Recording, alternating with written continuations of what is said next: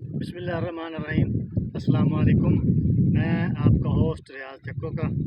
तो किसान भाइयों, ज़मींदार भाइयों, जैसा कि आपको पता है कि आजकल जो है वो 1509 का सीज़न शुरू हो रहा है और 1509 जो हैं वो मौसमी लग रहे हैं। तो इसमें ये है कि बताना था कि जब ये 1509 ये तकरीबन 3 माह की फ़सल है, तो इसमें जो पहले 35 दिन 30 से 35 दिन होते हैं वो बड़ी अहमियत के हामिल होते हैं, क्योंकि इन 30 दिनों में इन्होंने सारी जो टिलरिंग करनी होती है, जो पौधे इन्होंने बनाने होते हैं, जो झाड़ बनाना होता है, वो इन्हीं 30 दिनों में 25 30 35 दिनों में बनाना होता है। तो इसमें हम ये करेंगे कि अगर हमने वक्त पर सही खादों का इस्तेमाल कर लिया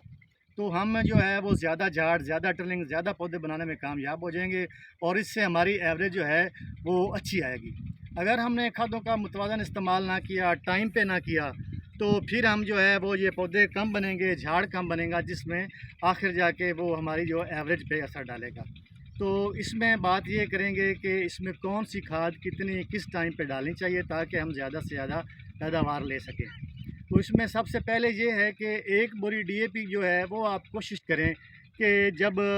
आखिरी दफ़ा हल चलाना हो, आखिरी दफ़ा हल चला के एक बोरी डीएपी उसमें आप छटा करवा दें, उसके बाद पानी लगा दें और ऊपर से स्वागा डलवा दें। जब स्वागा लग जाएगा तो उसके बाद पनीरी शिफ्ट हो जाएगी। पनीरी शिफ्ट करने के बाद जो है वो 8 से 10 दिन में या इससे भी ज़्यादा, जब भी ये सारे पौधे जो हैं वो ये जैसे कि ये पौधे खड़े हैं, जब भी ये पौधे सारे जो है वो खड़े हो जाएं तो उसके बाद इसमें आप एक बोरी यूरिया और साथ में 33% वाली जो होती है जिंक, वो किसी भी अच्छी कंपनी की 33% वाली जिंक डाल दें। तो उसके बाद जो अगले 10-12 दिन होंगे उसमें आप एक बोरी यूरिया और इसमें तकरीबन आधी बोरी जो है वो पोटाश डालें। तो इस तरह से ये टोटल 25 दिनों में जो है ये खाद पूरी करने की कोशिश करें, क्योंकि पहले 25 से 30 दिन जो होते हैं वो बहुत अहमियत के हामिल होते हैं 1509 में, और किसी भी ख़ास तौर पे 1509 कायनात सुपर और किसी भी धान की फसल में, क्योंकि पहले 15 से जो पहले 30 दिन होते हैं उसमें इन्होंने जो टिलरिंग करनी होती है, जैसे जैसे हम ज़्यादा खुराक दे पाएंगे, जो ज़्यादा टिलरिंग करेंगे, ज़्यादा फैलाव करेंगे, उसका हमें फ़ायदा होगा। अगर हम खाद जो है वो लेट करेंगे तो उसका फिर हमें फ़ायदा जो है वो उतना नहीं होगा। एक तो ये टिलरिंग नहीं करेंगे, पौधे जो हैं वो ज़्यादा तो मैच्योर होते जाएंगे, और उसके बाद जो है ये 30-35 दिनों के बाद अगर कोई पौधा जो है वो टिलरिंग करता भी है तो वो नीचे रह जाएगा। वो पौधा जो फसल जब हमारी तैयार होगी, पकेगी, तो जो पहले वाले पौधे होंगे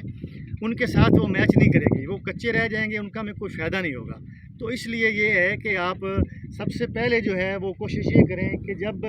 आखिरी इसको आपने लगाना हो पानी, डीएपी पहले डाल दें